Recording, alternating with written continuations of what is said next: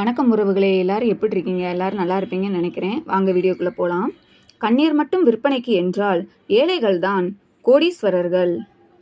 பல மாதங்களுக்கு ஓர் உயிரை சுமக்கும் பெண்மையை போற்றும் உலகம் ஆயுள் முழுவதும் ஒரு குடும்பத்தையே சுமக்கும் ஆண்மையை மறந்து விடுகிறது. நிற்க நேரம் இல்லாமல் சம்பளம் இல்லாமல் உழைத்தும் குடும்ப தலைவியின் வீட்டு வேலையை பொருட்டாக மதிப்பதில்லை பெரும்பாலான வீடுகளில்.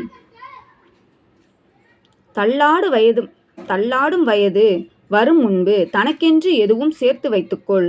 தனித்து விடப்பட்டாலும் தளராது தன்மானத்தோடு வாழலாம். இந்த உலகில் எதையெதையோ தேடி அலையும் மனதிற்கு இறுதியில் தேவைப்படுவது அமைதி மட்டுமே. பாவத்தை தொலைக்க எங்க வேணாலும் போங்க, ஆனால் புண்ணியம் வேணுமென்றால் பெத்தவங்களை மட்டும் தொலைத்து விடாதீர்கள். உன்னை நிராகரித்தவர்களை உன்னுடன் பேச காத்திருக்கும் நிலையை உருவாக்கு. அதுவும் ஒரு வகை வெற்றிதான்.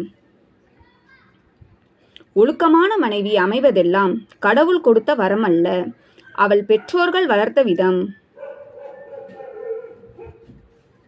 ஏழைக்கு உணவுக்கு தட்டுப்பாடு, பணக்காரனுக்கு உணவுக்கு கட்டுப்பாடு. நவீன உலகில் மனிதன் படும்பாடு. சுமை இழுக்கும் போது வண்டி மாடு யாரிடம் அழும் மூட்டு வலியையும் முதுகு பிடிப்பையும். உலகத்தின் மிகச் சிறந்த பொய் நல்லவனுக்கு நல்லதே நடக்கும் என்பதே.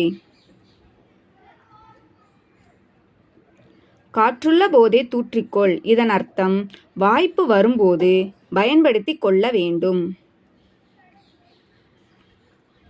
யாரும் அறியாத முகம் அனைவரிடமும் உண்டு. அது தெரியாத வரை அனைவரும் நல்லவர்களே.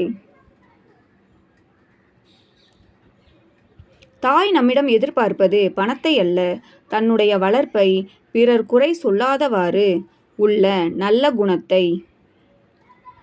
வாழும்போதே சரியான உணவு கூட வழங்காமல் போன பிறகு அறுசுவை உணவை படையல் வைப்பதில் என்ன பயனுண்டு? முடிந்தவரை உங்கள் குழந்தைகளோடு நேரம் செலவிடுங்கள். நீங்கள் இளமையோடு இருக்கப் போவதில்லை, அவர்கள் குழந்தையாகவே இருக்கப் போவதும் இல்லை.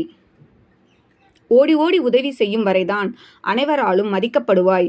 ஒரு முறை மறுத்துப்பார், அடுத்த நொடியே நீ மறக்கப்படுவாய்.